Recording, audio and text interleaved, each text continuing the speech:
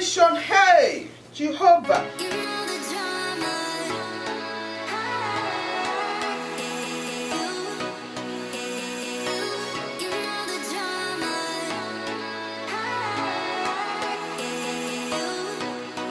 I woke up in the morning.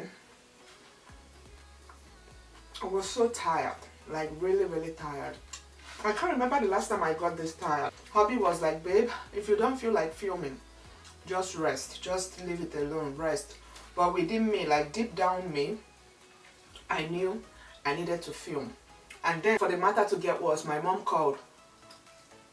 She called from Nigeria. She was like, what's going on? You're not yourself. I was like, Mom, I want to film, but then I'm so tired. She was like, why are you even bothering yourself? You should rest. I said, Mommy, I was looking for somebody to encourage me to actually go and film, and you even added more. I rested so well yesterday. I didn't film yesterday. I basically did nothing yesterday, so I rested really well. And then I went to bed early yesterday night, and then I woke up late this morning. I woke up like around 10. So I was like, there's no way I should be this weak, you know. I just found myself really weak. Even after I finished having breakfast, I was like,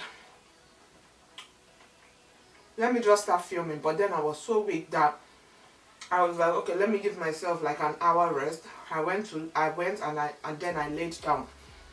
Once I laid down, you guys, the laziness was like, I literally had to drag myself to come and film.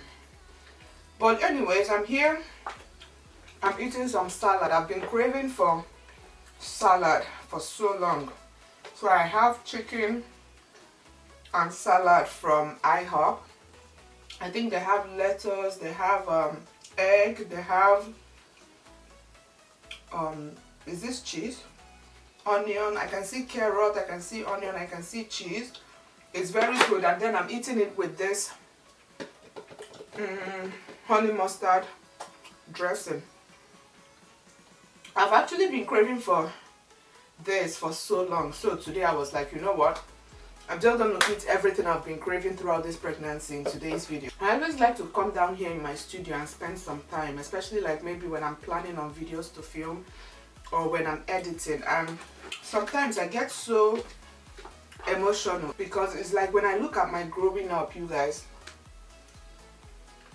I remember how I used to struggle with my sisters and my cousins over my clothes. You know how if you're firstborn in the family, I think you would relate more, right? Where everybody wants to wear your outfit. My sisters and my cousins, they would always try to like wear my clothes, use my things, and I remember always kind of fighting with them and quarreling with them. And now it's like sometimes when I have a lot of things, right, and there's nobody to share it with, it really gets me sad. And then I remember how I used to fight them over my things, how they enjoy wearing my things and I would always fight them.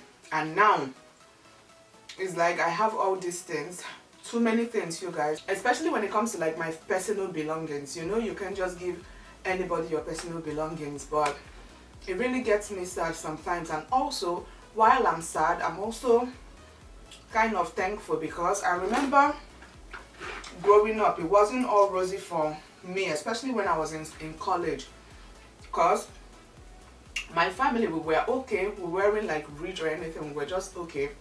And I remember in college, I used to travel all the way from the east, from Anambra State, because I went to school in Unizik. I schooled at Unizik, so I have to always travel from Unizik to Benin, to my cousin's house, to go pick up some of her clothes, because my cousin, she's from a very, you know, wealthy family. My uncle and my auntie, she's from a very rich family, so she would always travel to the US during summer, and then coming back, she always comes back with clothes, shoes, handbags and things like that. And for me, I was like, even if it's the things she doesn't use no more, I remember I would always kind of, when we are chatting, I would be like, Chi, do you have anything you don't want, like you don't need no more, because I need some things for school. And then she would be like, oh, you can come this weekend, and then I'll travel from Unizik to Benin to go get some of her things. And one thing I always have been appreciative of that my particular cousin is because you know all these rich kids now, how they behave, but that cousin of mine, she took me in so well. She like treated me so well growing up, right? She didn't see me like, oh, I'm from a lesser family, or you know, she didn't see me the way I was. She would always advise me, give me things, you know, her shoes, her clothes, her handbags. And then just imagine me now when I get back to campus. Oh my gosh, I'll be making guy, and some of the things, you know, I always pack her, like maybe the things she don't want no more, or she used to give me some few new things, but majority of the things are like her old things. If she want to get rid of the old things because she just came back from America with new things, I would always run to Benin to go get, you know, her stuff. And those stuffs then, even though they were things she used, right,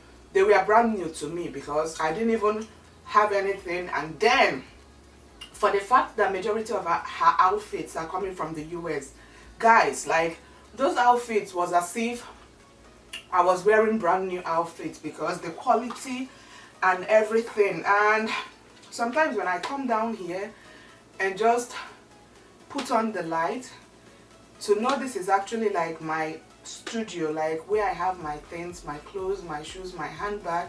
I don't know, you know how sometimes we always want to reach new goals, we always want to do this and do that, and sometimes we don't actually take time to appreciate and to thank God for the little that we have, right? It happens to a lot of people where you have goals, you have ambitions, you have things you want to accomplish, and when you reach a certain goal, you always want the next big thing, the next goal. You want to achieve the next thing without actually taking time to really look around you and see how far you've come.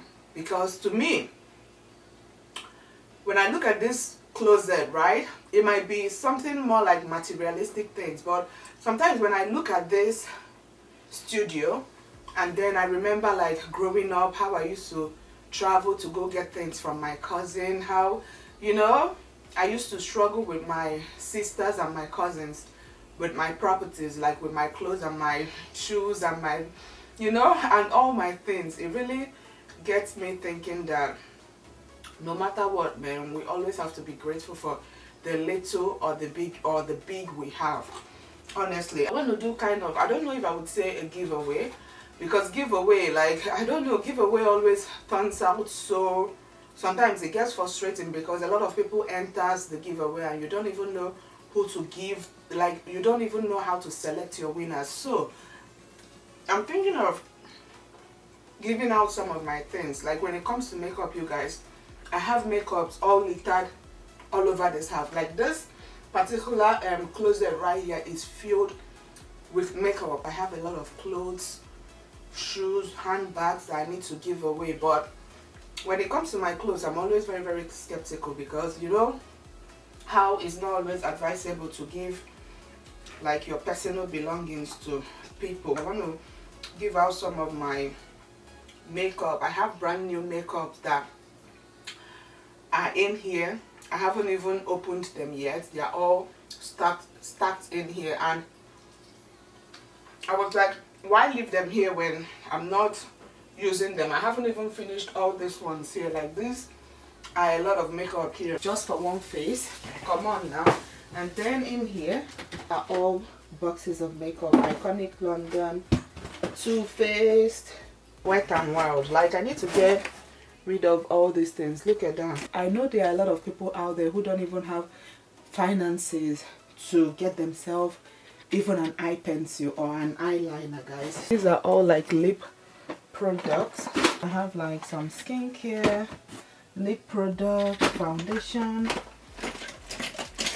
eyeshadows. These are like skincare products. All these things are foundation, guys. I have LA Girl, CoverGirl, Makeup Revolution. Jeez, I wish I have my relatives in this country, like my cousins or my sisters. Like any outfit that is not out there that is not on display out there. I don't use them, and most of them still have label. Look at that. This one, never worn. It still have its label on it.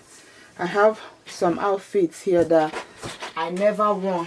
So I'm also into car business, you guys. I normally ship like cars probably 4 times a year from the US to Nigeria, and whenever I'm shipping cars, I always stock like the trunk, the cars with anything I want to send down to Nigeria. So I normally use that time to stock up the cars for my sisters, you know, with clothes, shoes, makeup. Like they are tired. My younger sister told me she's tired. Like she has a lot of things that she's giving away to her friends. I'm thinking the best thing is just to make it only the US, so it will be easier, but you have to pay for your shipping. So if you know you want to receive like boxes of makeup from me, definitely let me know in the comment section, because I need to give away majority of the things I have here. Also, if I have like maybe handbags or something, I can add it to the package. But the only problem I have, like I said, is the shipping.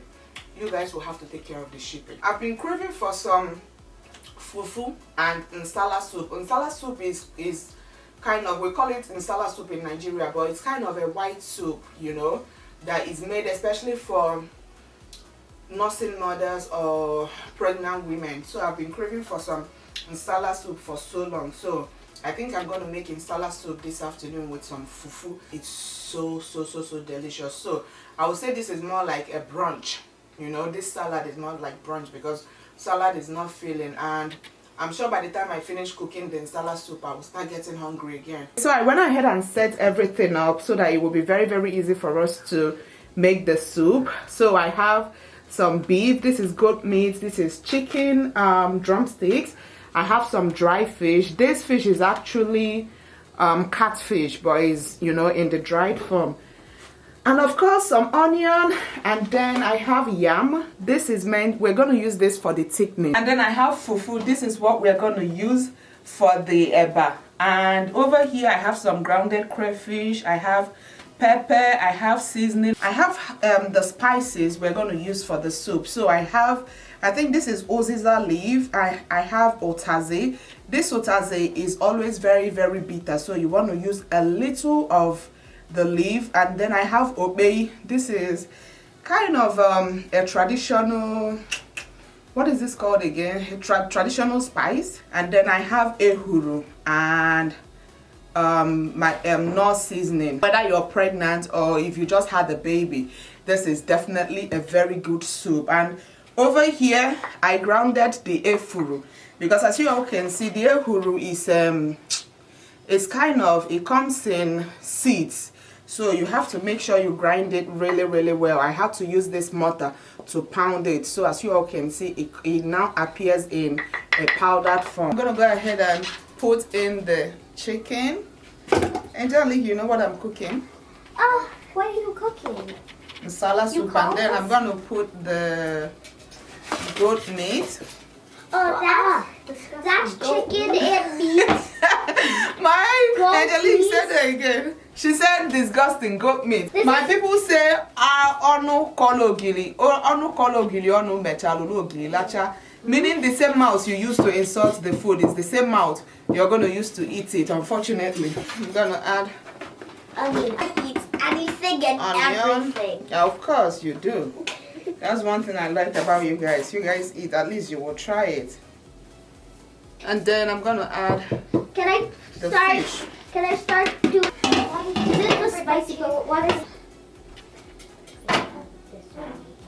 So we're gonna let this cook for, I think, around 30-45 minutes, because you want to make sure the meat and the chicken is all done before you go ahead and make the soup. While the stock is cooking, I'm gonna go ahead and blend the yam. I used to pound the yam, you guys, but I learned you can actually blend it in your blender. And in order for the yam to blend, I'm gonna go ahead and add a little bit of water.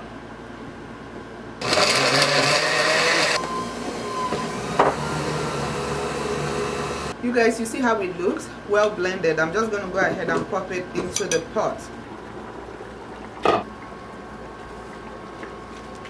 This is going to serve as our thickener, because You need the soup to be a little thick, not too thick though, just a little. Blend the pepper and crayfish. I'm gonna add the okpei, and then this leaf, I'm gonna go ahead and wash it because you need it to be clean.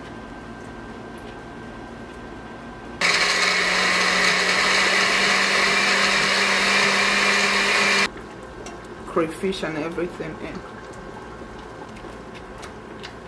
I'm gonna put the grounded ehuru inside. You see how thick this is? This is what the yam does to the soup, like it thickens it. If not, it would have been all watery. It smells amazing. Just reminds me of when a woman gives birth newly. When you come to the house, the whole house smells of this very delicious soup. This is exactly how my house is smelling right now. Like, smells so good. I'm gonna boil water for the fufu.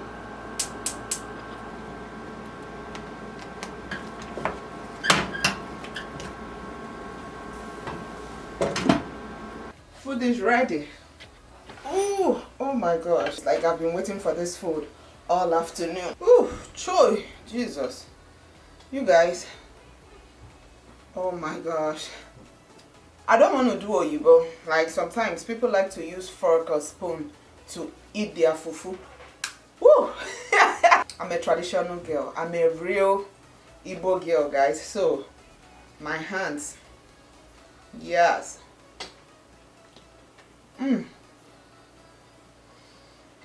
Oh my gosh. Ooh. You know how when you've craved for something for so long and then and then you finally have it. That's how I feel right now. I've been craving for this soup and I was like, I don't know why is it that nsala soup is not like a regular soup in Nigeria. It's a soup people cook once in a while. So I'm not always used to cooking nsala soup, you know. And I also like to use fresh fish, fresh catfish to cook my ofe nsala. But for the past 1 week or so, I've been going to the fish market to get some catfish. They keep saying there's no catfish in the market, so I had to just make this one with goat meat and chicken. These children, all these Oyibo children, when you give them real food, they'll be doing like they don't want to eat. And this one is very spicy. Woo! Angel Leaky! Hey, Jesus, this is so spicy. Jesus Christ. Hey. I doubt if they will agree to eat some. Angel Leaky! Ah.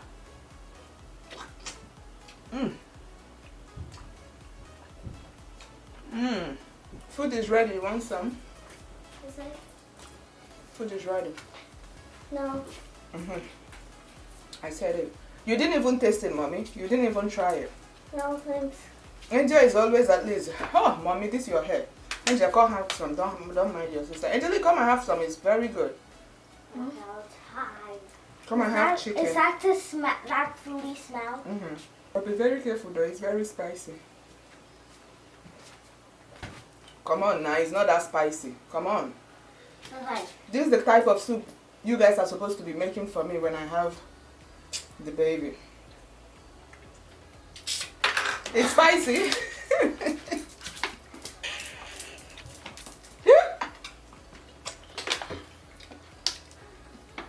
Why did you get the sauce? This is too much spicy.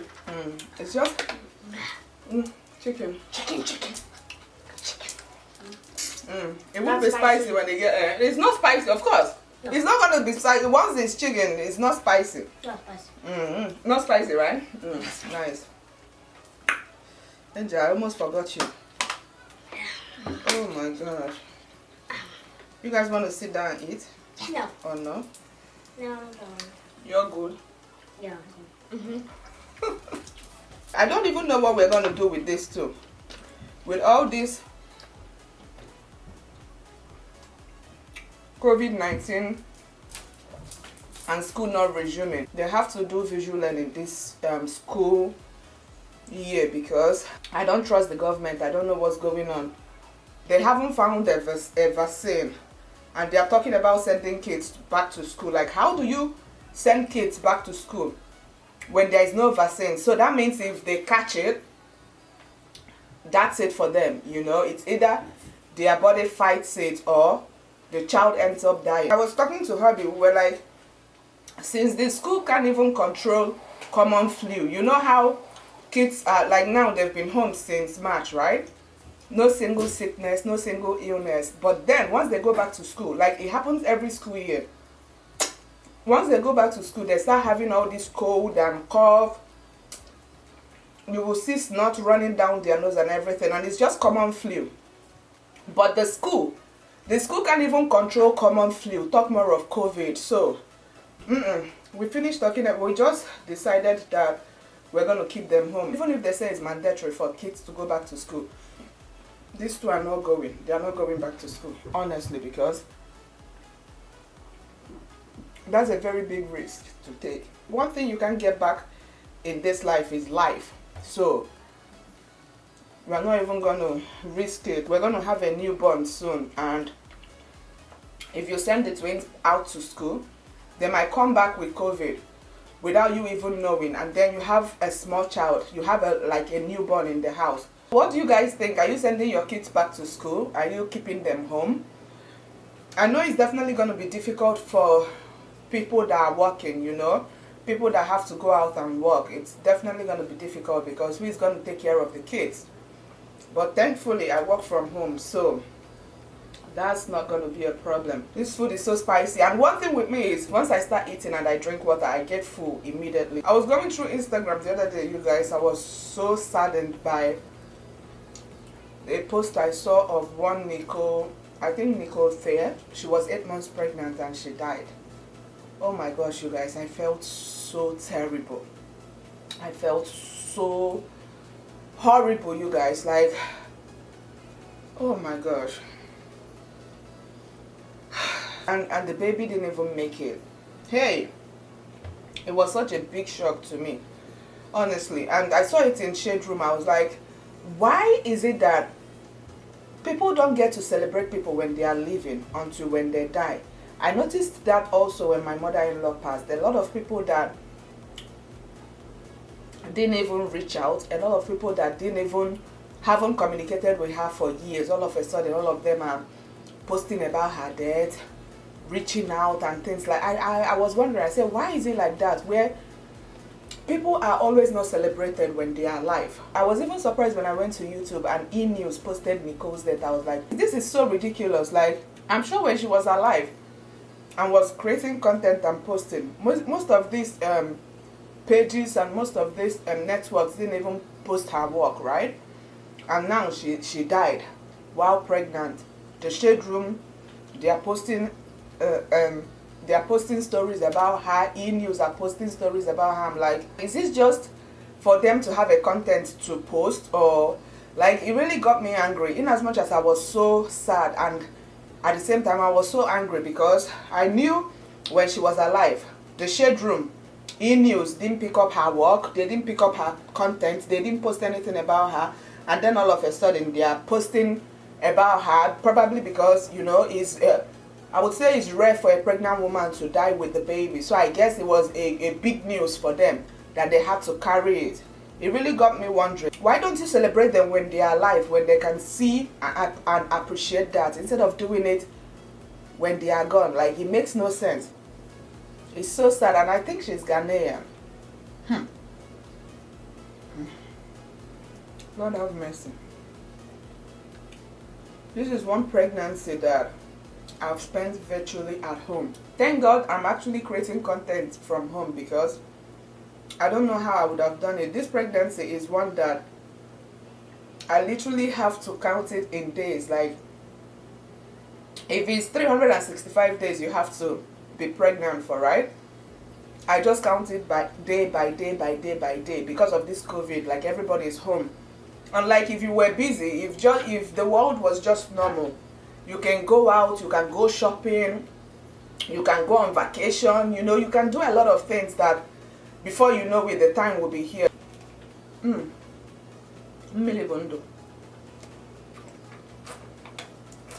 Once you enter your third trimester, you will notice that you barely crave for food. And even when you do, right, you end up eating like small portion. Like the food, this fufu I made for myself, normally I would make it, it would be like ×2, like the size, you know, on a normal day before my third trimester. But now, just this small one is even difficult for me to finish. Ooh, last fufu. Ooh.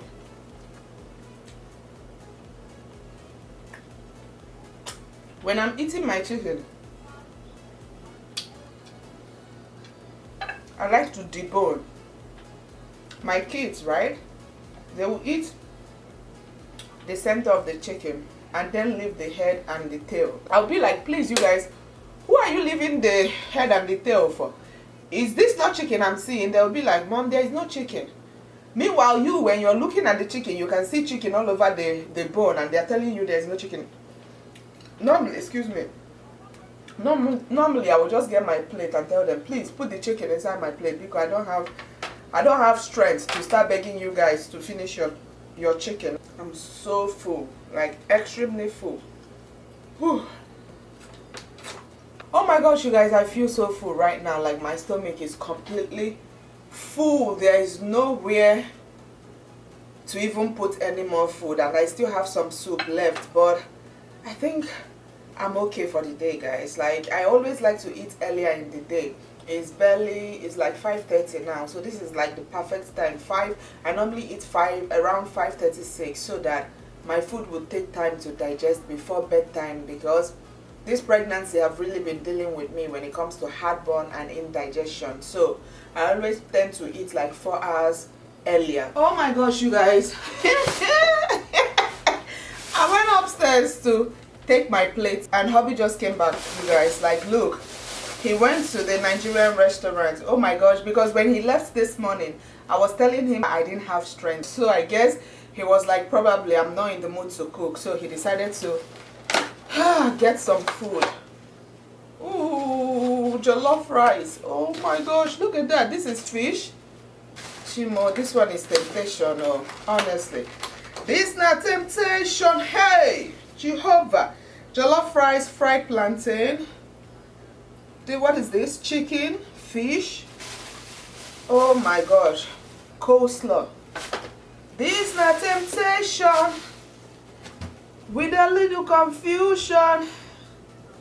Hey, Jehovah. You guys will like this one, right? You want to have some? This one. Of course, this is the type you guys like. But when it comes to soup, gari and soup, you're nowhere to be found. Go get plates. Anyway, you guys, till my next video, I'm going to see you all very, very soon. Bye.